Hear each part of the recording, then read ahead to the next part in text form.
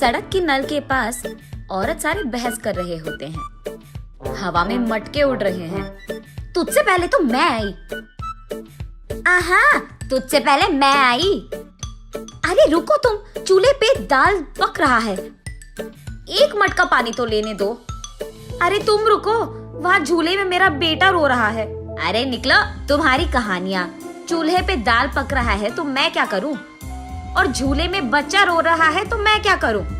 ऐसे उन दोनों औरतों को बगल में धकेलकर तीसरी औरत नल के पास आकर उसका मटका भर देती है। इतने में वही बगल में आमने सामने घरों में रहने वाले मंदाकिनी और मंगतायरू उनके अपने अपने मटके लेकर वहाँ आते हैं। एक दूसरे को देखते ही वो दोनों गुस्से से लाल हो जाते हैं। मंगतायरू और मंदाकिनी दोनों सास बहू हैं और दोनों एक ही घर में रहते थे। मंदाकिनी मंगतायरू से बहुत लड़कर उसके पति को मनाकर अपनी सास के घर से बाहर आ जाती है। दोनों का अतीत उनके सामने आता है। एक मटका पानी लाने के लिए इतना नाटक करती थी। जब भी कुछ काम बोलूं, यहाँ दुख रहा है, वहाँ दुख रहा है कहती थी। और अब देखो, मेम साहब सुबह ही उठकर मटका में पानी भरने नल के पास आ रही है। सुबह उठते ही सारे पकवान को भैंस की तरह खाती रहती है, चीजों को यहाँ से वहाँ तक नहीं लगाती है। लेकिन अब देखो, भैंस चल के आ रही है मटके पानी के लिए। ऐसे एक दूसरे को कोसते हुए वो दोनों नल के पास आते हैं। सबसे पहले मंगतायरू पानी के लिए उसकी मटका नल के नीचे लगाती है। लो, आ गई भैंस। आते ही अपना मटका लगा दिया इसने नल के नीचे, जैसे इसका बाप का जागिर हो। ऐसे उसका मजाक उड़ाकर मंगतायरू की मटके को एक जोर का झटका देती है। बस मटका ऊपर उड़कर नीचे गिरता है। बाप रे, कितनी घमंडी है ये। मेरे ही बेटे के पैसे खाते हुए मुझे भैंस कह रही है, और ऊपर से मेरे ही लटके को लात मारा तुमने।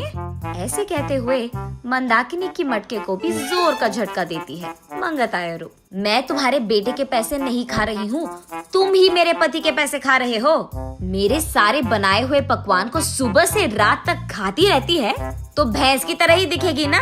भैंस कहीं की मेरे ही मटके को लात मारती है। कितनी घमंडी है तू। मटके को ही नहीं, अगर मेरी सटकी ना, तेरे को भी मारूंगी, समझी? हाँ, जरूर मारेगी। इतनी घमंडी जो है।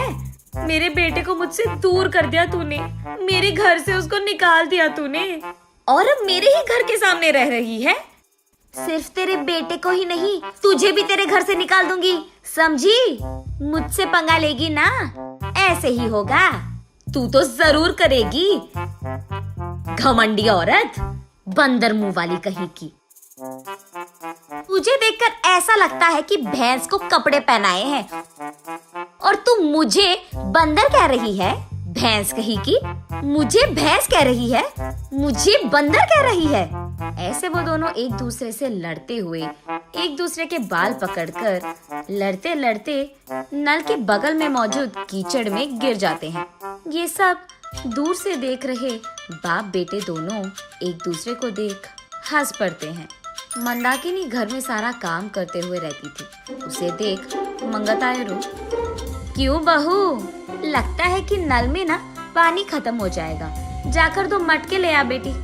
ऐसे ऑर्डर देती थी मंगतायरू। मंदाकिनी के हाथों बनाए सारे पकवान खाते हुए वो हमेशा शिकायत करती थी कि इसमें नमक कम है और इसमें मिर्ची ज्यादा है, ये तो बहुत तीखा हो गया, ये तो बहुत मीठा है। उसके शिकायत सुनने के 2 दिन बाद तक मंदाकिनी रसोई घर का मुंह भी नहीं देखती थी, रूठ कर अपना मुंह लटकाती थी।